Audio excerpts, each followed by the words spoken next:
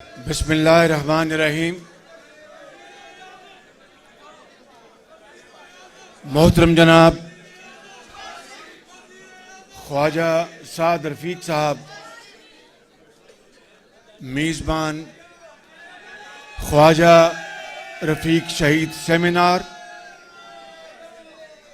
मोहतरम कायद जनाब मियाँ मोहम्मद नवाज शरीफ साहब, मोहतरम जनाब मुजीबुर रहमान शामी साहब, मोहतरम जनाब लियाकत बलोच साहब,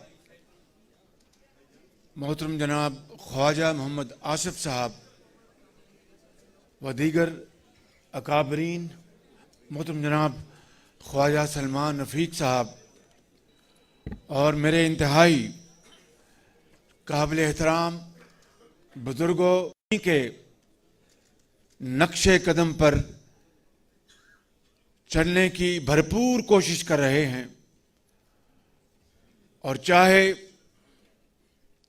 हुकूमत हो या फिर इब्तला का ज़माना, ये दोनों भाई अपने नज़रिए पर कायम रहकर अपनी पार्टी के साथ, पार्टी की क़यादत के साथ साथियों, वर्करों को साथ लेकर वो इस जद्दोजहद में हमेशा शरीक रहे और एक बार फिर इन्होंने जेल भी काटी, सख्तियां भी बर्दाश्त की, लेकिन अपनी जगह से टस से मस नहीं हुए। मैं ज्यादा कहूंगा तो शायद उसके दूसरे मतलब लिए जाएंगे, लेकिन इख्तिसार के साथ ये कहना चाहूंगा कि मुझे दोनों भाइयों के साथ न सिर्फ बहुत करीब से मौका मिला उठने बैठने का, सफर इकट्ठा करने का, बल्कि काम करने का भी बहुत करीब से मौका मिला। मैं एक एक मिसाल देकर बात को आगे बढ़ाऊंगा कि जब पाकिस्तान में बिजली के हवाले से अंधेरों ने यहां पर बसेरा कर रखा था, 20-20 घंटे की लोड शेडिंग थी और मियां नवाज शरीफ ने कौम के साथ वादा कर रखा था अपने इंतखाबी जलसों में कि अगर मुझे अल्लाह ताला ने मौका दिया तो मैं 5 सालों में ये अंधेरे ख़त्म करने की हद्दुल मक़दूर कोशिश करूंगा। मेरी बात छोड़ें, मैं तो हूं जल्दबाज। मैं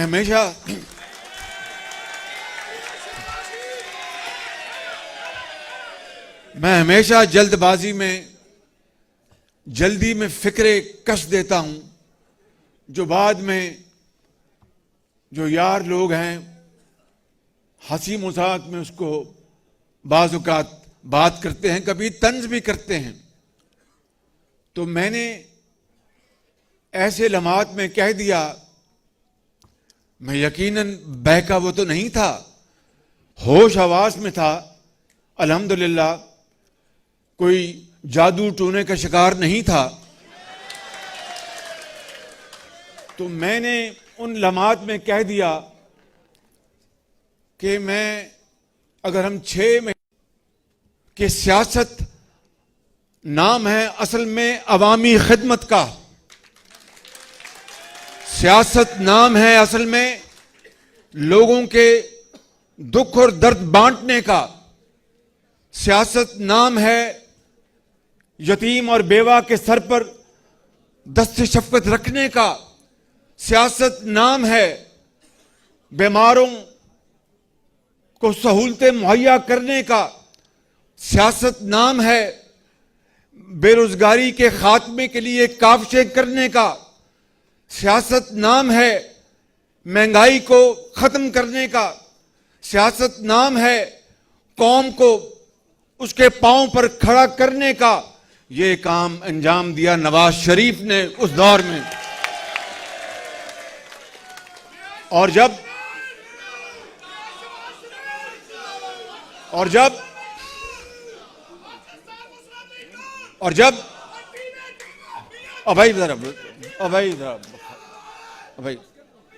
भाई जरा मेहरबानी, बिल्कुल। तो मैं गुजारिश कर रहा था मेरे बुजुर्गों, भाइयों और बहनों, जरा और नारे बाद में लगा लेना यार। नारे, अभी इलेक्शन का वक्त आने वाला है, इनको भगाने का वक्त आने वाला है, तो नारे लगाएंगे उस वक्त।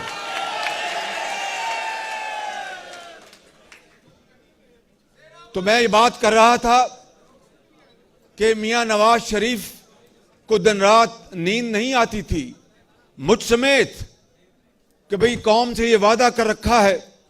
तो मैं इन भाइयों के हवाले से वो मिसाल देना चाहता हूं कि जब साहिवाल में सीपेक के बंदोबस्त में 1360 मेगावाट का कोयले की बुनियाद पर चलने वाला मंसूबे के ऊपर दिन रात काम हो रहा था, दिन रात।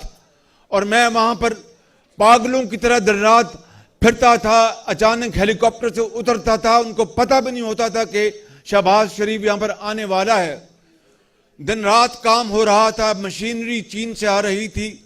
तफसील में नहीं जाना चाहता, वहां पर रेलवे साइडिंग चाहिए थी, उसके बगैर कोयला वहां पर उतर नहीं सकता था। और वो एक बहुत बड़ा एक चैलेंज था। ख्वाजा साद रफीक साहब रेलवे के मिनिस्टर थे। मेरी आदत को ये अच्छी तरह जानते हैं, इनकी आदत को मैं अच्छी तरह जानता हूं। तो इनको मैंने गुजारिश की कि जनाब ये चाहिए हमें रेलवे की साइडिंग।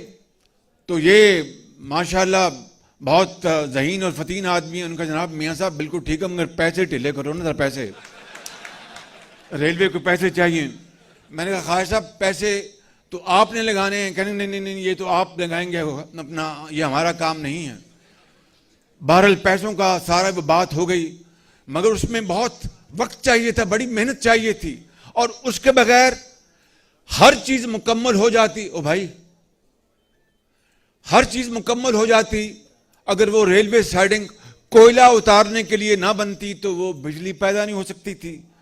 मैं आपको बताना चाहता हूं कि ख्वाजा साहब और उनकी टीम ने दिन रात काम किया और अल्हम्दुलिल्लाह रिकॉर्ड पीरियड में वो रेलवे साइडिंग मुकम्मल की। और दुनिया की, पाकिस्तान में नहीं, दुनिया की तारीख में ये चीन का ये मंसूबा इतनी कम मुद्दत में दुनिया के किसी कोने में मुकम्मल नहीं हुआ जो साहिवाल में नवाज शरीफ की क़यादत में अल्हम्दुलिल्लाह उनकी टीम ने मुकम्मल करके दिया। और अगर ख्वाजा सलमान रफीक की बात की जाए तो वो तो फकीर मंच आदमी है, बिल्कुल ना टेलीविजन से गरज, ना फोटो से गरज, ना किसी और चीज से गरज। दिन रात ये शख्स दुखी इंसानियत के गम में तड़पता है और दिन रात उनके लिए काम करता है। बिल्कुल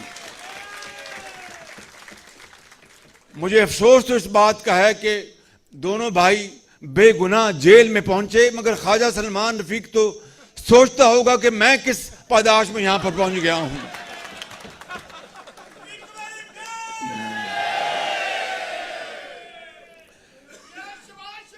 अद्वियात की ओ भाई जरा मेहरबानी,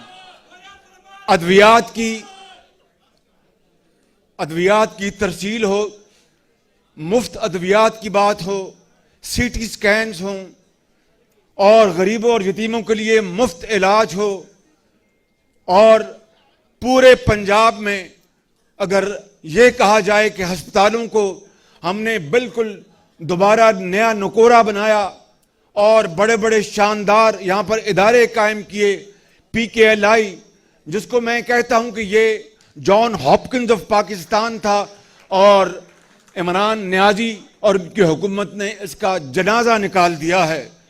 जहां पर अगर आप वहां पर PKLI में कितने लोग आप में से गए हैं वहां पे, तो आपने देखा होगा कि इससे शानदार अस्पताल पाकिस्तान में कहीं नहीं है। मैं सही कह रहा हूं या गलत? मैं जोर से बोलने सही कह रहा हूं या गलत?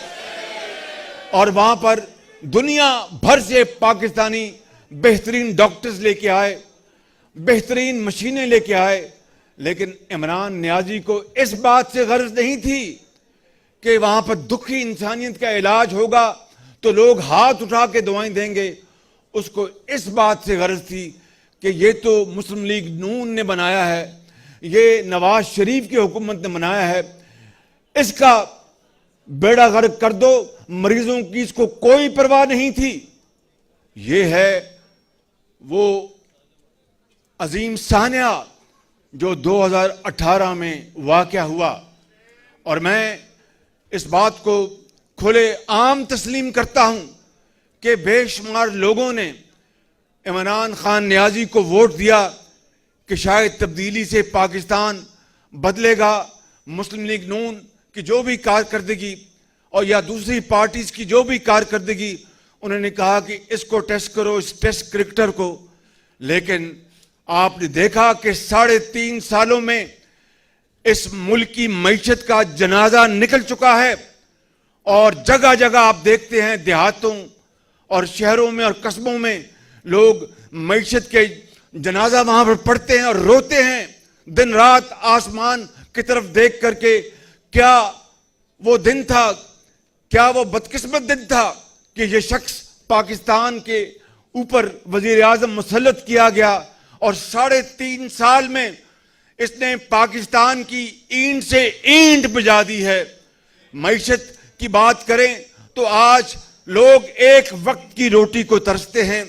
और महंगाई की बात करें तो एक मां अपने बच्चे के लिए दूध नहीं खरीद सकती।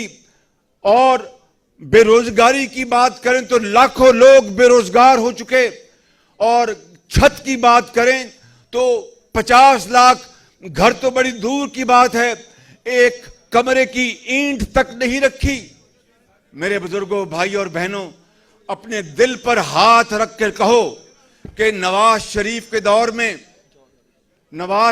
दौर में महंगाई थी या चीजें सस्ती थी? भाई जोर से बताओ मुझे। नवाज शरीफ के दौर में आपका दुकान चलती थी, आपको अस्पतालों में दवाइयां मिलती थी, मुफ्त इलाज मिलता था, लैपटॉप मिलते थे। और मुझे ये बताओ कि जो शख्स ये कहता थकता नहीं था कि ये लाहौर का जंगला बस, इसके ऊपर 30 अरब नहीं 70 अरब रुपए लग गए हैं। और वहां पर कंटेनर पर खड़े होकर कहा कि अगर मुझे नवाज शरीफ वफाकी हुकूमत ने पेशावर में मेट्रो बस का मंसूबा मुफ्त भी दिया तो मैं इनकार कर दूंगा कि मुझे यूनिवर्सिटियां और मुझे अस्पताल बनाने हैं। ना वहां पर अस्पताल बनाया, ना वहां पर यूनिवर्सिटी बनाई। और जब वहां पर पेशावर की बीआरटी चली तो फिर वो चलती थी, रुकती थी, बस चलती थी, आग लगती थी, बस चलती थी, आग लगती थी।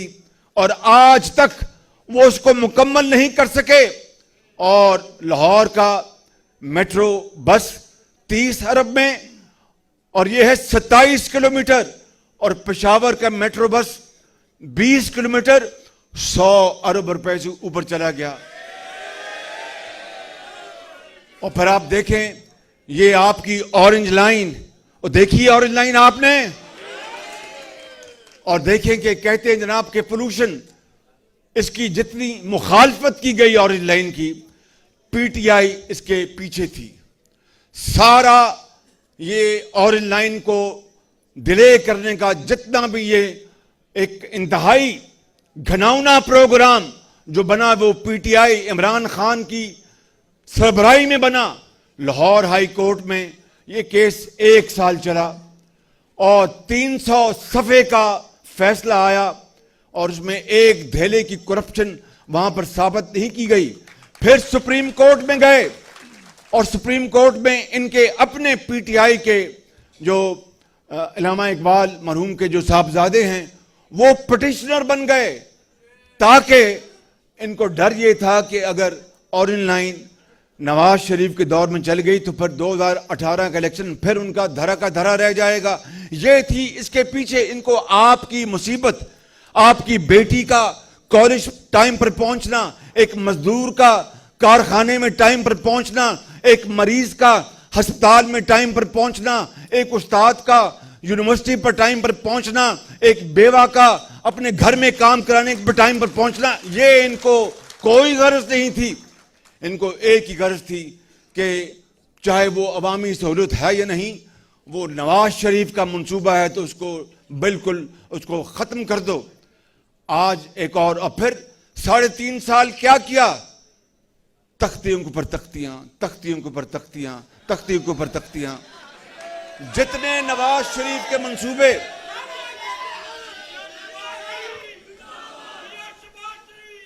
जितने नवाज शरीफ के जितने नवाज शरीफ के मंसूबे 3.5 साल में बने, चाहे वो वफाक के हैं या सूबे के, उसके ऊपर दिन रात इमरान खान नियाजी तख्तियां लगा रहे। भाई अगर आपको तख्तियां लगाने का इतना शौक था तो हमें बता देते, हम आपको तख्तियां लगाने पर मजबूर कर देते। और आज नॉलेज पार्क पर जा रहे हैं इफ्तार करने। ये वो नॉलेज पार्क है जो मैंने इस खताकार ने 2014 में उसका संगे बुनियाद रखा था। और फिर पहली यूनिवर्सिटी इटली की यूनिवर्सिटी के तावन से हमने उसका मुआहिदा किया। और ये जो हमारी जो यूनिवर्सिटी है इंफॉर्मेशन टेक्नोलॉजी फिरोजपुर रोड पर, इसको हम वहां पर शिफ्ट कर रहे थे। आज खान साहब को केपीके में बुरी तरह शिकस्त के बाद ख्याल आया कि मैं जाके एक और तख्ती लगाऊं। तख्तियों से बात नहीं बनेगी, आपका धड़न तख्ता इंशाल्लाह होने वाला है। आपका बिल्कुल आपका धड़न तख्ता होने वाला है। आपने पाकिस्तान के साथ जो जुल्म किया है, अल्लाह ताला इसका हिसाब जरूर लेगा। आपने गरीब आदमी, एक बेवा और यतीम और एक तालिबन उस्ताद जिसने दिल के साथ आपको वोट दिए, वोट के अलावा जिस तरह आपको धक्का देकर ऊपर लाया गया, ये तो पूरी कौम जानती है, दुनिया जानती है। लेकिन जिन्होंने आपको वोट दिए उनको भी आपने जिस तरह ख्वार किया और जिस तरह बर्बाद किया, 74 साल में इस तरह का दिलखराश मंजरनामा कभी किसी ने नहीं देखा। और मैं आपको आज ये बताने आया हूं मेरे बुजुर्गों, भाई और बहनों, कि अब वक्त आ गया है, अब वक्त आ गया है कि इनका गरेबान हो और आपका और हमारा हाथ हो। इन्होंने आज फिर मिनी बजट लाना चाहते हैं, फिर मिनी बजट लाना चाहते हैं।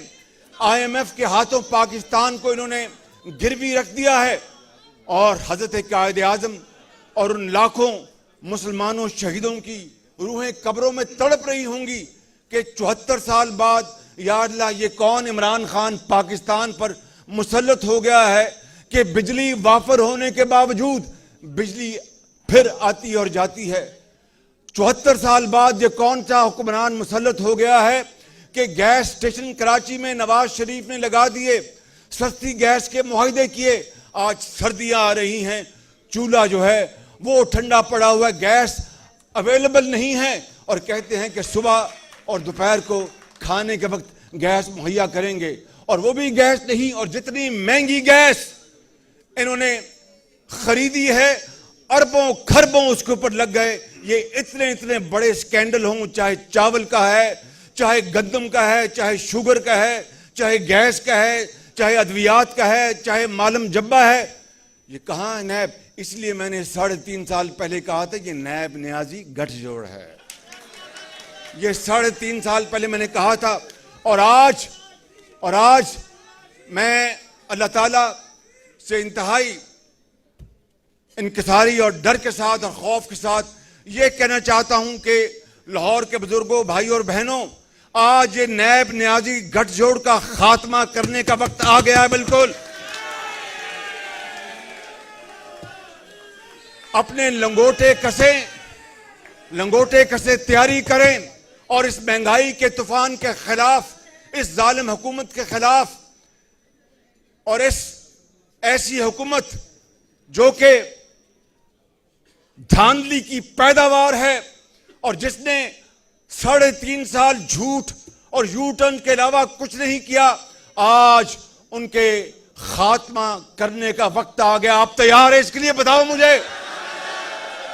तो फिर इंशाअल्लाह पीडीएम में हमने पिछले इजलास में गुफ्तगू की थी।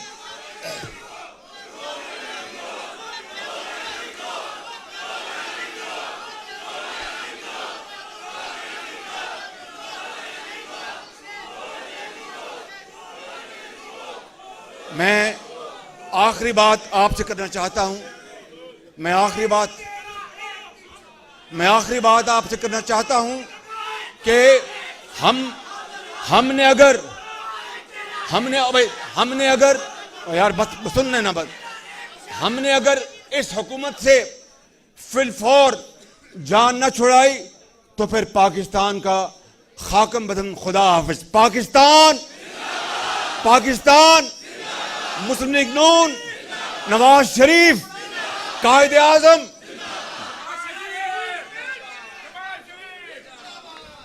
YouTube पर गूगली न्यूज देखने के लिए youtube.com की सर्च बार में गूगली न्यूज टीवी टाइप करें। गूगली न्यूज के पेज पर सुर्ख रंग के सब्सक्रिप्शन वाले बटन पर क्लिक करना ना भूलिए। YouTube पेज पर अपलोड होने वाली वीडियो से बाखबर रहने के लिए बेल आइकन पर क्लिक कीजिए। आपको हर नई वीडियो के बारे में नोटिफिकेशन मौसूल हो जाएगा।